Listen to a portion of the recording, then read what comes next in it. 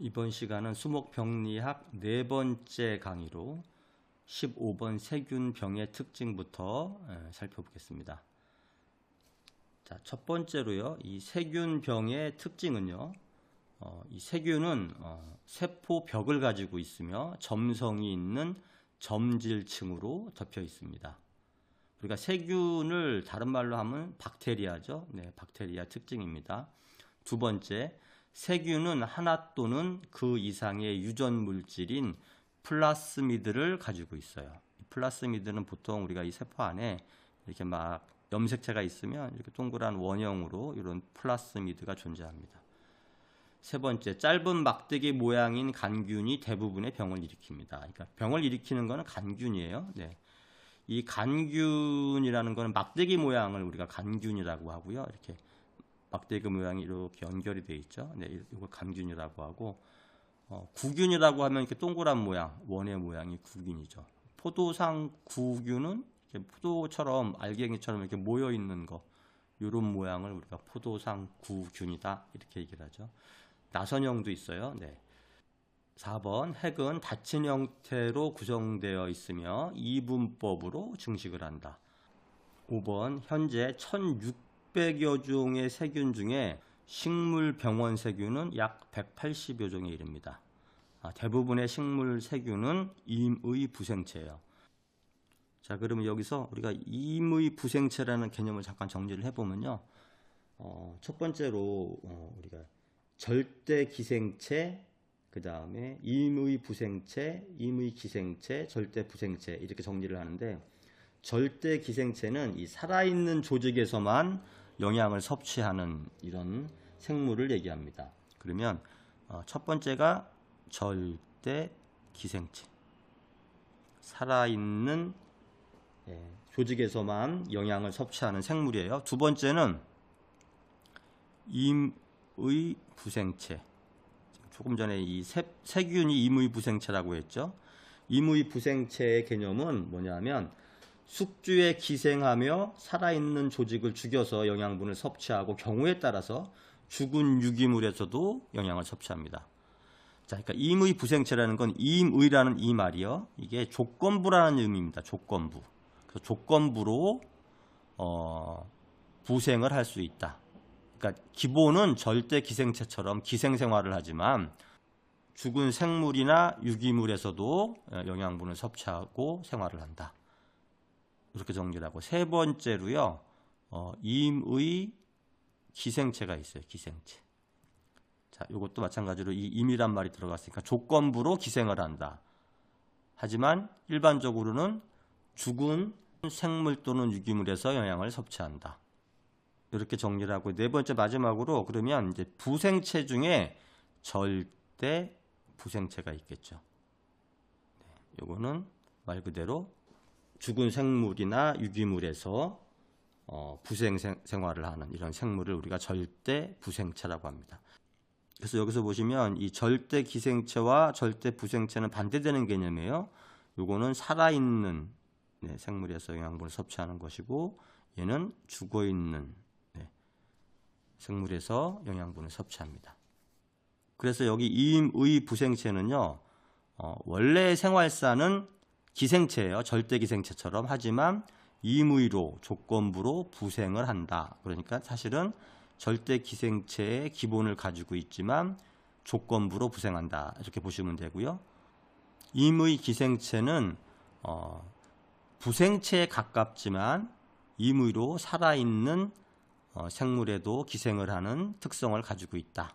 조건부 기생체다. 이렇게 정리를 해두면 조금 정리가 되겠죠. 네, 그래서 이 네 가지 중에 이 세균은 임의 부생체에 해당한다. 그런 의미입니다. 그 다음 6번, 편모의 유무나 수, 위치에 따라서 세균을 분류를 하는데요. 단극모, 양극모, 속생모, 주생모 이렇게 구분을 합니다. 여기서 단극모, 양극모, 속생모, 주생모는요, 이 편모의 개수를 얘기하는 겁니다. 그래서 일반적으로 편모가 이렇게 해서 하나가 달리면 우리가 단극모라고 하고요. 양극모는 이게 양쪽으로 이렇게 편모가 달리면 양극모가 되겠죠. 속생모는 한쪽에 2개 이상 이렇게 달리는 거고요. 그다음에 주생모는 전체적으로 주변에 이렇게 편모가 달리면 이건 주생모라고 일반적으로 얘기를 합니다. 그래서 여러 가지 형태가 있다. 자, 7번째, 병원 세균은 직접적인 침입이 어려우며 상처 또는 자연계구부를 통해서만 침입이 가능합니다. 자, 세균 병의 유출 검사법은 우드 테스트라고 하는데요. 줄기를 잘라 물에 이렇게 넣었을 때 단면에서 스며 나오는 분비물로 세균병을 진단하는 방법입니다. 그 줄기를 이렇게 딱 꺾어보면 그 줄기 안에서 나오는 즙액이 있죠. 이 즙액을 가지고 검사를 하는 방법이 우드 테스트라고 합니다.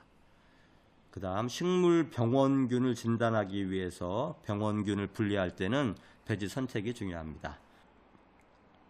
그 다음 10번 세균병은 우리가 이제 그람 염색법으로 구분을 할 수 있는데요. 이게 보라색으로 나오는 거는 그람 양성균, 그다음 붉은색으로 나오는 거는 그람 음성균으로 구분을 해볼 수 있습니다.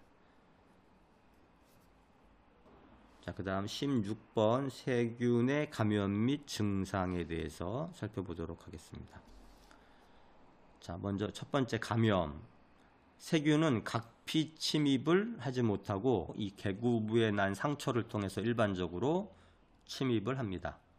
자, 기공 침입, 상처 또는 수공, 밀선 등을 통해서 침입하고요.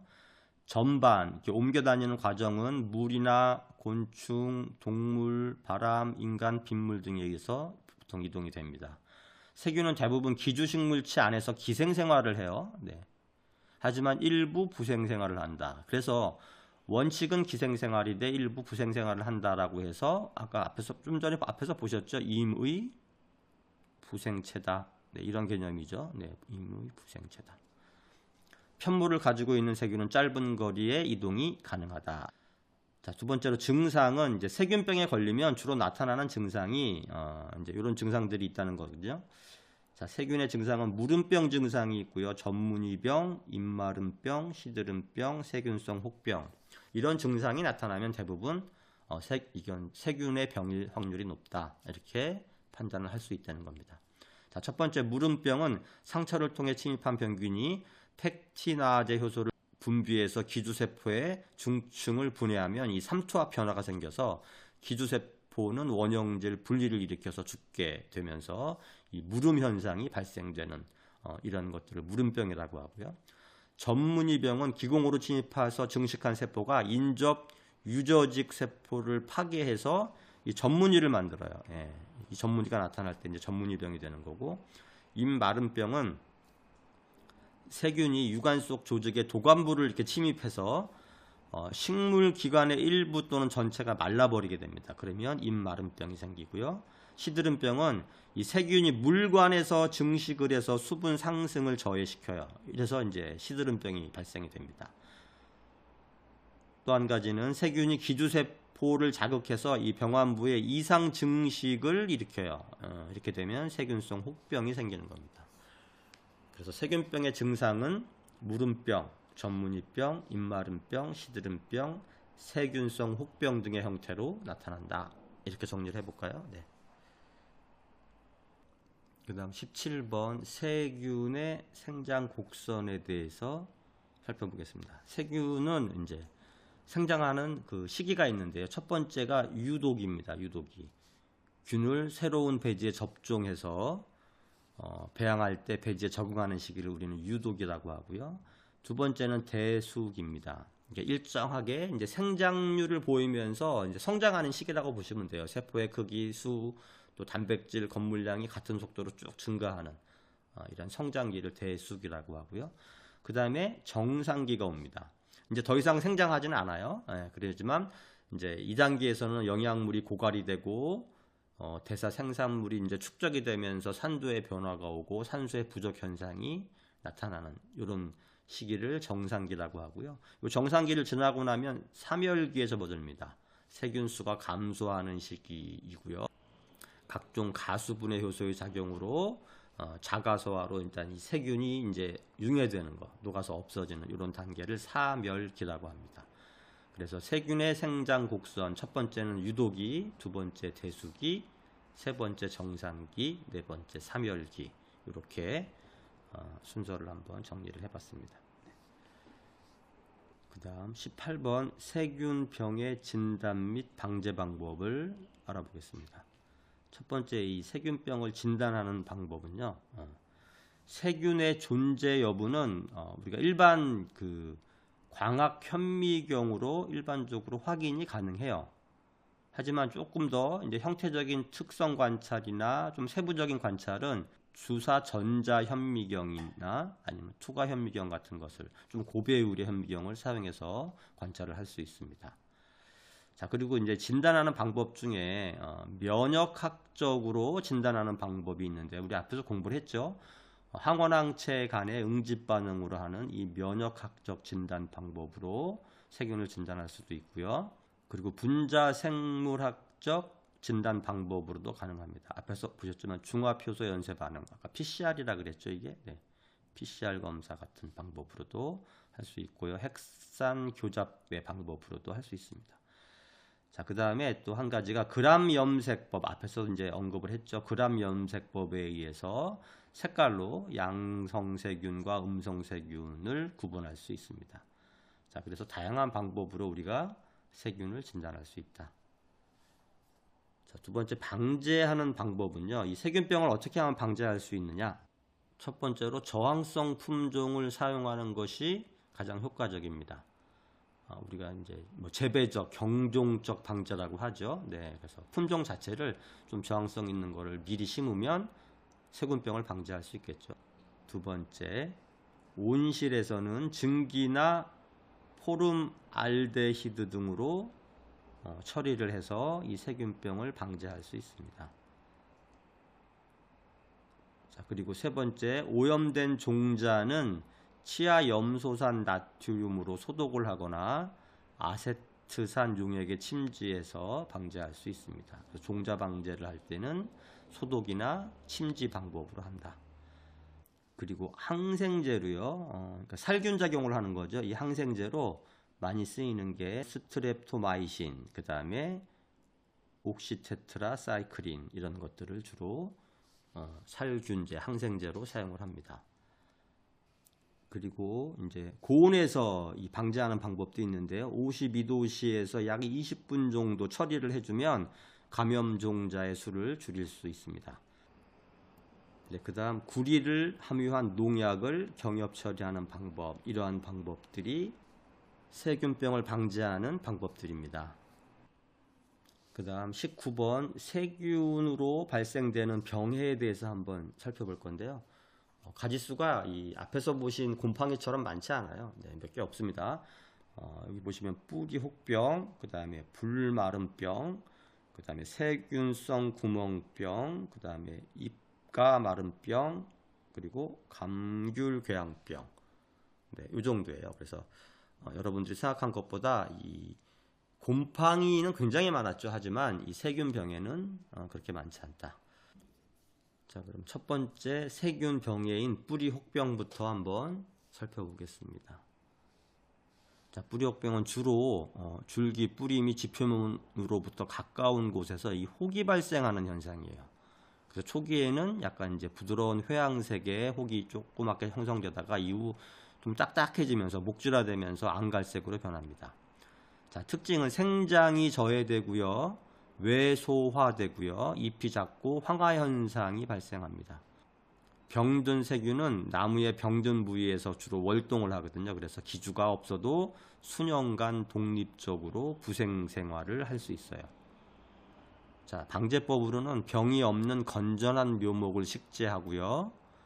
그 다음에 석회 사용량을 줄이고요. 유기물을 충분히 사용해서 수세를 튼튼하게 하는 방법이 있습니다. 병든 묘목은 즉시 제거하고 발생이 심한 지역은 식재하지 않습니다.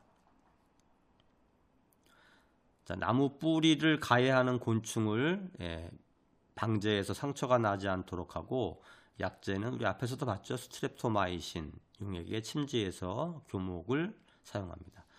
자, 여러분 여기 보실 때 이제 앞에서 나왔던 얘기들이죠. 병이 없는 건전한 묘목을 식재하고, 그렇죠? 그 다음에 석회 사용량을 줄여주고, 유기물을 충분히 사용해서 수세를 튼튼하게 한다. 이러한 방제법으로 뿌리 혹병을 막을 수 있습니다. 자, 그다음 불마름병. 불마름병은 병원균은 병든 가지의 궤양 주변에서 이 휴면 상태로 일단 월동을 하고요. 이듬해 봄 비가 내릴 때 활동을 시작합니다. 세균 점액으로 곤충을 유인하고 곤충의 상처나 개구부를 통해서 침입을 합니다. 늦은 봄에 어린 잎, 가지, 꽃이 갑자기 시들고 병든 부분은 빠른 속도로 갈색 내지 검은색으로 바뀌게 됩니다.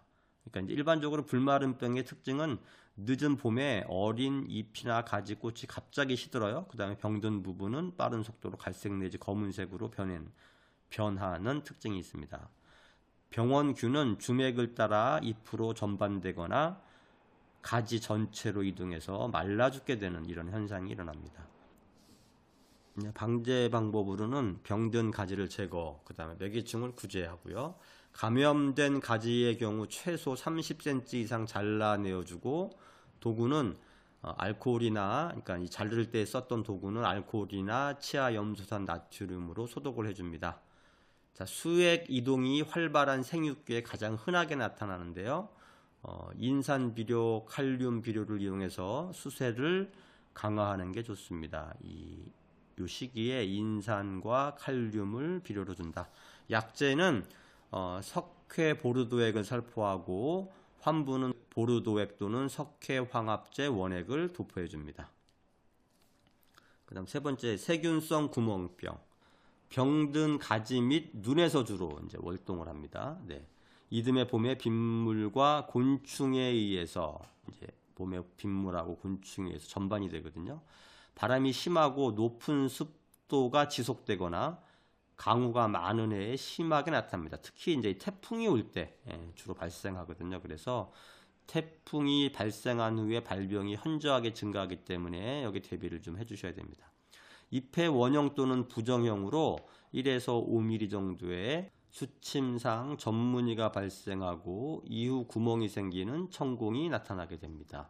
방제 방법으로는 발병이 심한 곳에는 과실의 감염을 줄이기 위해서 봉지를 씌우고요. 수목을 건강하게 재배해서 저항성을 높이는 이런 방법이 방제법이 되겠습니다. 자, 그다음 잎가 마름병. 잎 가장자리가 갈색으로 변해요. 잎의 가장자리가 갈색으로 변색이 되고 안쪽의 조직이 물결 무늬 모양이나 둥근 모양을 나타냅니다. 하나의 가지에 나타나지만 수관 전체에 나타나기도 하고요. 수분을 공급해도 마름 증상이 계속될 수 있습니다. 자, 수세가 일반적으로 약한 나무에 발생이 되기 때문에 일단 항생제로 예방하는 게 좋습니다. 자, 마지막으로 감귤 궤양병. 이것도 세균병이에요. 감균류 병 중에 가장 심각한 세균병입니다. 과실 잎 잔가지에 괴사 병증이 나타납니다. 잎과 과실에 많이 발생하면 일단 조기 낙엽이 되고 낙과가 돼요. 오래된 병반 중앙부는 코르크화되는 특징이 있습니다. 자, 방제를 위해서는 바람이 불지 않도록 방풍림을 조성하고요. 이게 이제 매개충이 귤 굴라방이거든요. 그래서 귤 굴라방을 방지하고 질소 과다시용을 피해주는 방제법이 있습니다. 네, 그 다음 20번 파이토플라스마의 특징에 대해서 살펴보겠습니다. 자, 이 파이토플라스마는요, 이 바이러스와 세균의 중간 정도에 위치한 미생물로 알려져 있습니다. 세균보다는 크기가 작아요. 그리고 이 파이토플라스마가 일으키는 병은요, 대표적인 게 대추나무 빗자루병, 우동나무 빗자루병, 뽕나무 오갈병 이런 것들이 파이토플라스마에 의한 병으로 알려져 있습니다.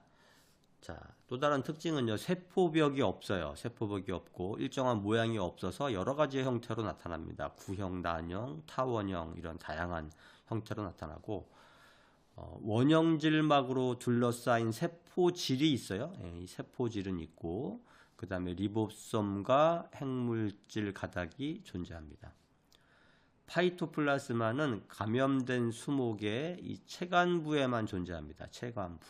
우리가 이제 수목 안에 보면 물관부는 수분이 이동하는 이 경로를 물관부라고 하죠. 그래서 아래에서 위로 주로 이동을 하는데 이 체관부는 영양분, 양분이 이렇게 이동을 하는 기관이기 때문에 이게 위, 아래 다 같이 뿌리로도 이동할 수 있고 잎 쪽으로도 또 위쪽으로도 이동할 수 있는 이런 특징이 있습니다. 그래서 이 파이토플라스마는 주로 식물의 채관부에 존재한다. 그 다음 파이토플라스마는 인공배양이 되지 않습니다. 인공배양이 되지 않고 이 테트라사이클린계의 항생 물질로 주로 치료를 할 수 있습니다. 자, 이런 특징들을 가지고 있고요. 그 다음 파이토플라스마의 진단 및 방제 방법을 살펴보겠습니다. 자, 파이토플라스마의 진단 및 방제. 먼저 진단 방법은요, 이제 육안적으로 진단할 수 있어요. 육안으로 볼 때 어떤 특징들이 있냐 하면 빗자루 모양. 그쵸, 앞에서도 빗자루 병들이 주로 걸리죠. 그 다음에 황화, 누렇게 되는 거, 위축, 작아지는 거, 쇠락, 그 다음에 이상 비대, 그 다음 엽화 현상. 이제 이게 꽃이 돼야 되는데 꽃이 되지 않고 꽃이 잎으로 변하는 거예요. 바로 그냥. 그래서 이것을 우리가 엽화 현상이라는데요. 이런 것들도 파이토플라스마의 유관적인 현상이다. 불임 등 이 파이토플라스마의 특징은 전신성 감염이다. 이렇게 정리할 수 있습니다. 자, 유관적으로 이렇게 진단을 할 수 있고요. 그 다음에 두 번째로는 광학 현미경 기법으로 진단을 할 수 있는데, 첫 번째로 이 톨루이딘 블루 조직 염색에 의한 광학 현미경 기법이 있고요. 그 다음에 닌스 염색약을 이용하는 방법. 그러니까 주로 색소를 이용하는 거죠. 그 다음 컴포서 레이저 마이크로스코피라는 새로운 이제 신형 레이저 현미경의 일종인데요. 조금 더 이 선명하게 보이는 특징이 있는 이런 현미경들을 통해서 우리가 진단을 할 수 있다. 주로 이 색소를 이용한 광학 현미경 기법이 주를 이룹니다. 그 다음에 광학 현미경보다 조금 더 고배율인 형광 현미경 기법도 있어요. 여기에는 형광 염색소를 이용한 DAPI, 여기서는 이제 블루 영역으로 이제 형광 염색이 되는 거고요. 그 다음에 GFP는 그린 영역, 녹색 계열이고요. 그 다음 로다민은 이제 레드 영역의 형광 염색소로 형광 현미경 기법으로 파이토플라스마를 우리가 진단할 수 있습니다. 자, 형광 염색소가 DNA와 결합하는 성질이 있기 때문에 체관 속에 있는 파이토플라스마는 특이적인 형광을 나타내거든요. 그래서 이 형광 기법이 주로 많이 이용된다. 그래서 이 형광 현미경을 이용한 진단 방법이 많이 이용이 되고 있습니다. 그리고 최근에 개발된 기법으로 DNA 프로브스, REPL 프로브스, 그 다음에 16S rRNA 유전자 분석법, 이런 것들이 최근에 나타난 기법들이다. 이렇게만 정리를 해볼까요? 네. 자, 어쨌든 진단은 육안적으로도 할 수 있고 광학 현미경이나 그 다음에 형광 현미경 등으로 파이토플라스마는 진단할 수 있다. 자, 두 번째, 이 방제 방법은요,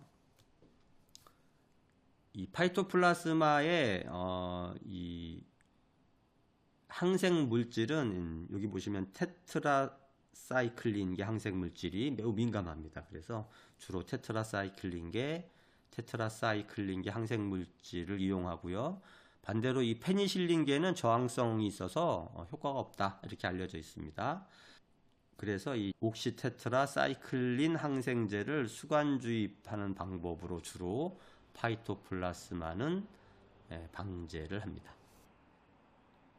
자, 이렇게 해서 파이토플라스마의 진단과 방제에 대해서 한번 살펴봤고요. 자, 파이토플라스마의 전염 경로를 한번 살펴보겠습니다. 파이토플라스마는 어떤 경로를 통해서 전염이 되는지. 첫 번째는 매개충에 의한 전염이에요. 주로 흡즙을 하는 곤충에 의해서 전염이 됩니다. 매미충, 그 다음에 노린재류, 멸구류 등이 여기에 해당되겠죠. 두 번째로는 접목에 의한 전염도 파이토플라스마의 전염 경로입니다. 일반적으로 수목류는요, 대목이나 접수에 의해서 전염이 되고요. 대추나무, 빗자루병이 대표적입니다. 자, 접목 전염은 되지만 종자나 즙액, 토양 전염은 되지 않습니다. 그러니까 주로 이 접목 전염에 의해서 파이토플라스마는 전염이 된다. 자, 첫 번째 매개충, 두 번째 접목 전염이다. 세 번째는 영양번식에도 파이토플라스마가 전염이 돼요. 영양번식하는 이 뽕나무가 대표적입니다. 그 다음에 마지막으로 새삼에 의한 전염도 있습니다. 흡기를 형성해서 기주체에서 생장하는 이런 형태로 파이토플라스마가 전염되기도 합니다. 자, 그래서 총 4가지 매개충, 접목, 영양번식, 새삼 이런 것들이 파이토플라스마의 전염 경로다.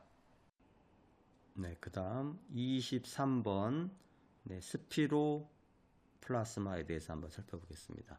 앞에서 우리가 공부했던 파이토플라스마의 비슷한 종류의 이제 병원체인데요. 아직까지 이 식물 병원체로 국내에 보고된 바는 아직 없다고 알려져 있고요.